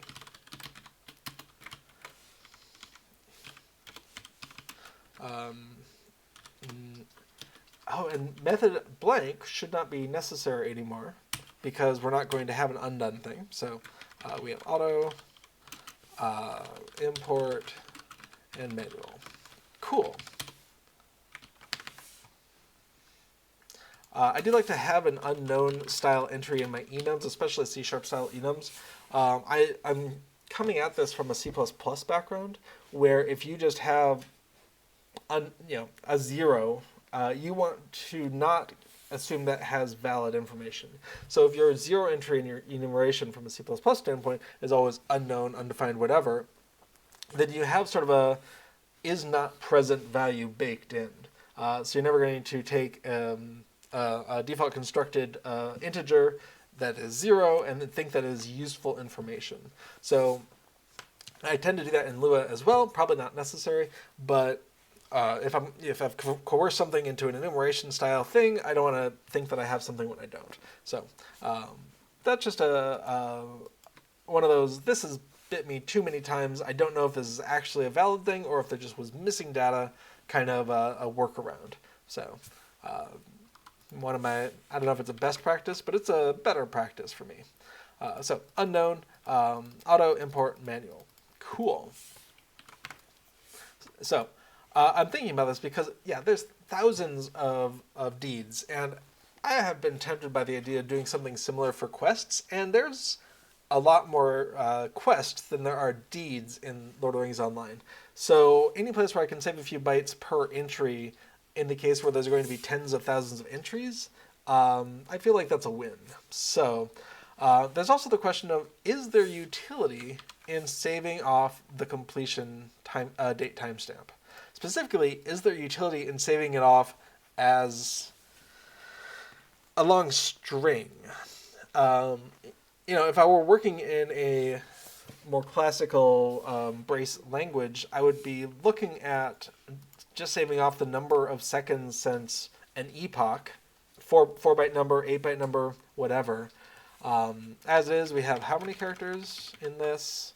19 characters.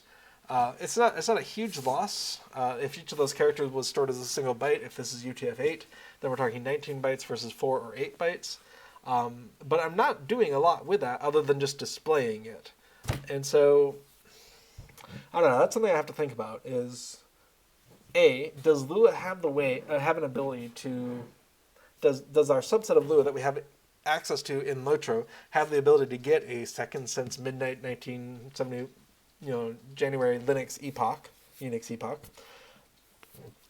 Or do we just have number of seconds, fractional seconds since the server last rebooted, which is what our game time seems to be. So Thorlor, is get game time an actual against an epoch, or does it reset each time the server resets? Well, I'll ask that to Thorlor, but I'll come into the API. We have turbine.engine. We have get game time. Gets game time is a relative value, but it can use for delta. Well, you know what? I could just call it, and we can find out. So if we go ahead and say turbine.shell.write, well, let's just do a debug, and turbine.engine.get game time, and go ahead and unload, reload.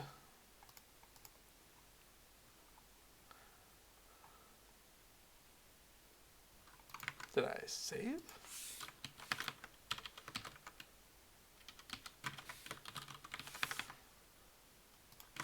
Game time.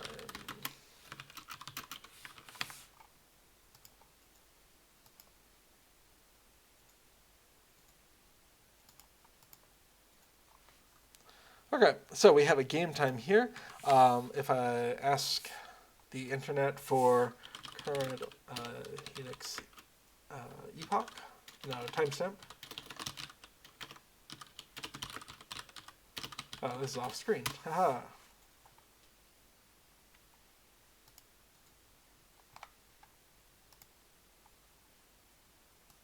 Cool.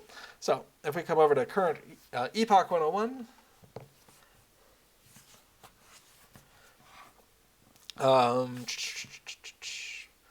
and we can see those numbers are not the same.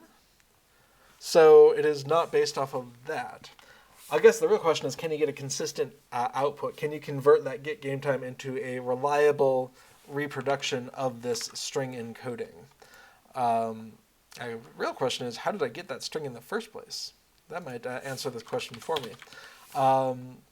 So if we search for win,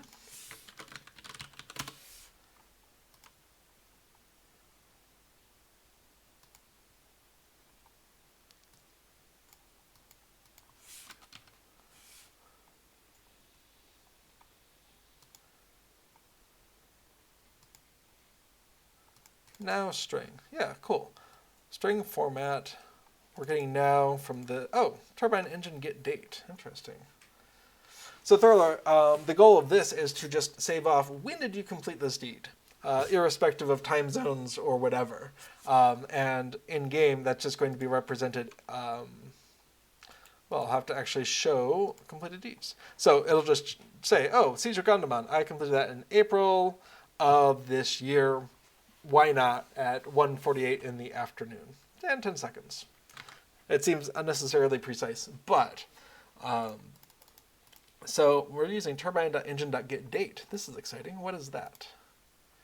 It returns a table containing this.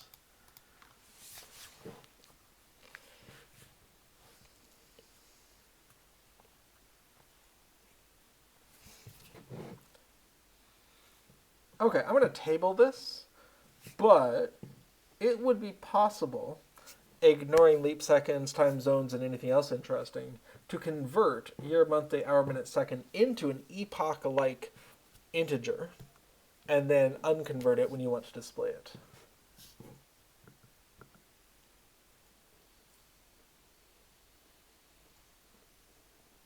Yeah, Thurler is pointing out that the granularity of get game time, though that measurement is in seconds, and you can get fractional seconds out of this. So if you're interested in how many days since whatever, you divide it by 86,400, you're going to get how many days since whatever.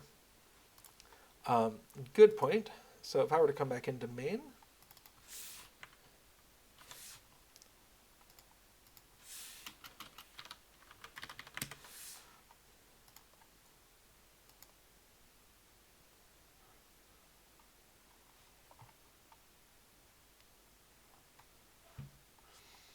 okay, so that's 532 days and some some fractional days since some time.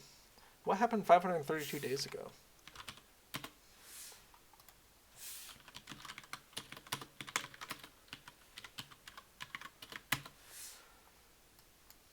Oh, yeah, that was the first day of Treebeard. Okay, so it's number of seconds since Treebeard started.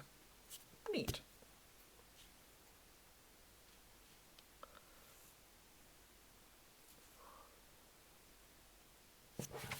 Yeah, Thurlor, that's sort of the conclusion I'm coming to. Thurlor says simplest is just to save the date string.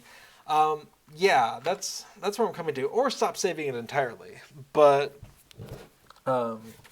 the in this current incarnation where we do have the date string, it's taking about 19 characters in UTF-8. That's 19 bytes. That should be simplifiable, and it can be simplified at a later time. So I think I'm going to pass on that. But it's that mentality of, it's a lot of characters, and it's a lot of characters storing something that I'm not even sure I should be storing. But if I am storing it in that format, I don't know. Certainly, I could not bother with the hyphens, for instance. I could do that later on, but then I'm trading a few characters here for processing later, and string processing is not exactly fast. So, okay, I've come to the conclusion that I need to stop worrying about that. So we're going to come into the to-dos, and... or was it to-dos? We're going to come in here, and so we're going to convert the method leave win as a formatted string. Since we're able to just use that in the UI, I think it pays for itself. Currently, we don't actually use that method for anything, but it felt like information that I couldn't go back and get later. So if I ever was going to want it, I better save it off when we first know what happens. Did we detect it from chat? Did we do it during import? Did someone click the little box? Okay. Neat. Okay. Just needed to muse my way through that and decide whether that was worth doing or not. So let's come on into our changes. What do we have here? We have some to-do file changes. Awesome. We have the start of our indices to deed ID lookup. Just as a proof of concept, we can do imports in the middle of code. This is a place where Lua's flexibility is actually going to be really beneficial for us. Whereas, I would have that default instinct that the import statement has to happen before other things. Lua was just like, no, you're just gonna copy that other file right here, and it's gonna be great. And in main, don't need that anymore. We're going to add a new functionality that does this conversion.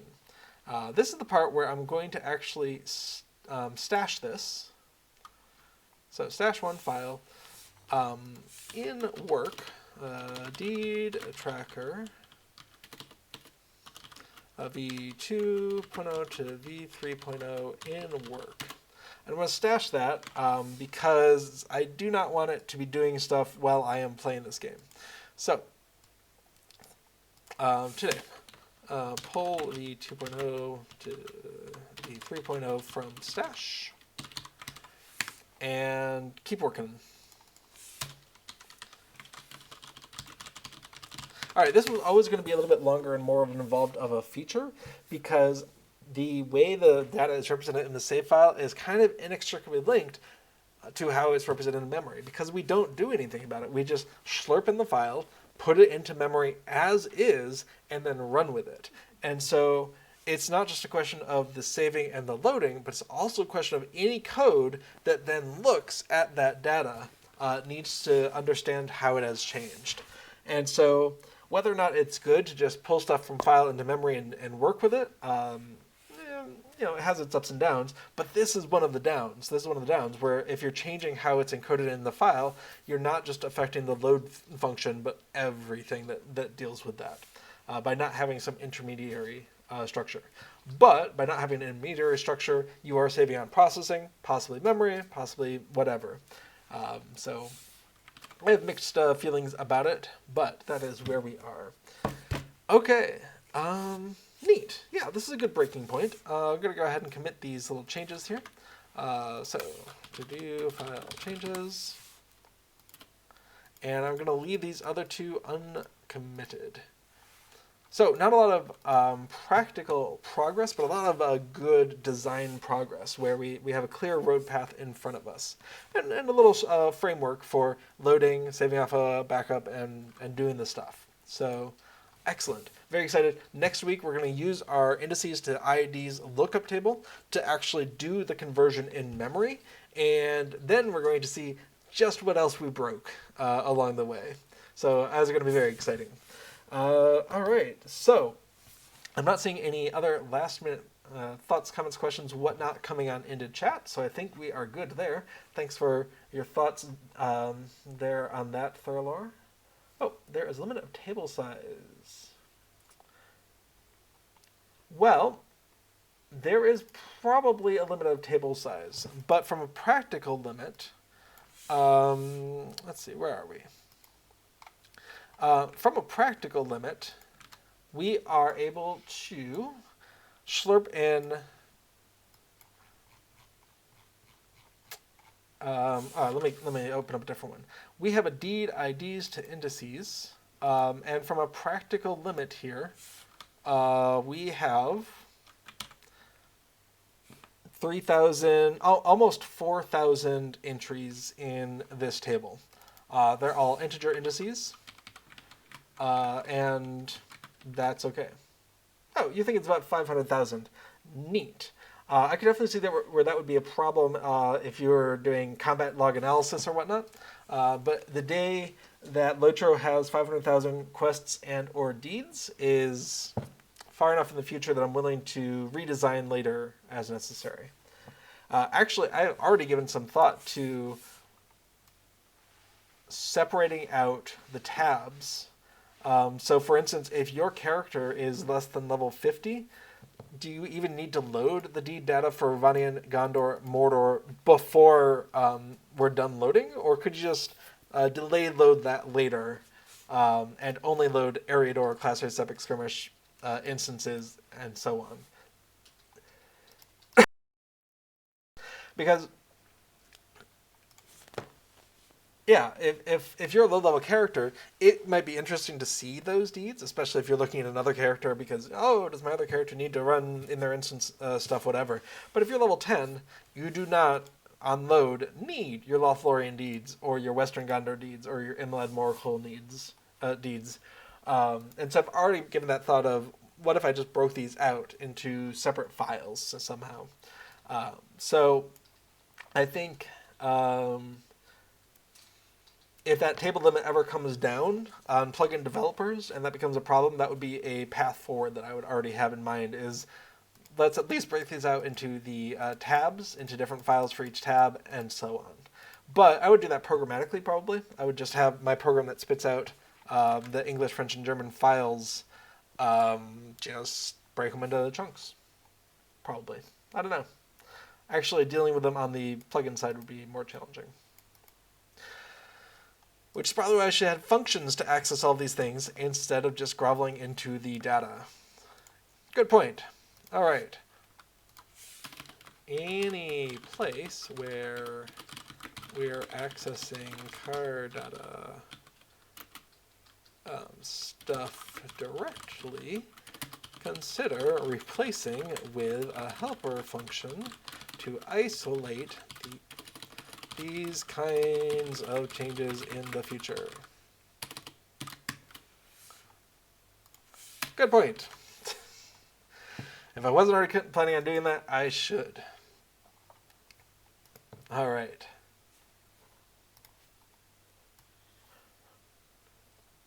Awesome. Okay. Not seeing anything else coming to the chat. Thurlar, thanks for your comments in that. Oh, hey. In one of my plugins, I use an 8 megabyte hex string because the table would have been too long. Well, I'm glad you didn't have a too long string issue. Which plugin of yours is that? 8 megabyte hex string?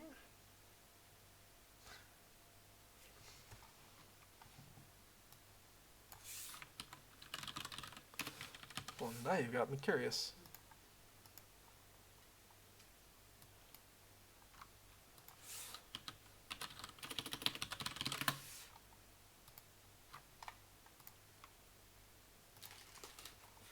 Asset browser, right.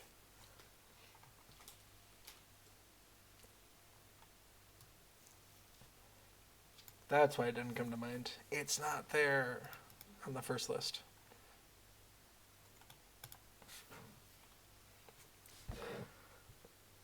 Interesting. Yeah, so you instead have constructed a string with each of the IDs instead of trying to do it in tables. And then you just break it apart, chunk it up into individual ones. That's a neat way to deal with that. All right, you're going to push new version soon. Awesome. Neat. Cool. All right, well, my clock, it says it's after the hour. I think it is time for me to rest my voice. Neat. Awesome. Then that is all we are going to cover today. Thank you so much for joining me on this exploration of LOTRO plugins. I'm very excited to get back into the D tracker and do some of these long-standing both restructuring and feature improvements and just bug fixes where, turns out the critter slayer of Gundabad isn't a thing. Little things like that. So thanks so much for joining me. I do hope to see you here next week. And until then, keep plugging along. All right, bye-bye now.